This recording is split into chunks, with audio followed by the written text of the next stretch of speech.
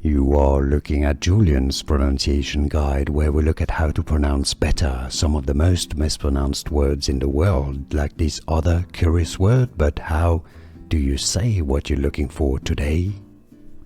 Let's learn how to pronounce this word. For more confusing English pronunciations, make sure to stay tuned to the channel. We got many more to learn here.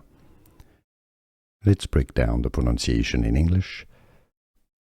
Chords, or I should say chords. Chords, that's British English pronunciation. In American English, chords. Chords or chords. Here are more videos on how to pronounce more confusing words and names too many mispronounced. Like this video if you found it useful. I appreciate your support. I'll see you soon and thanks for watching.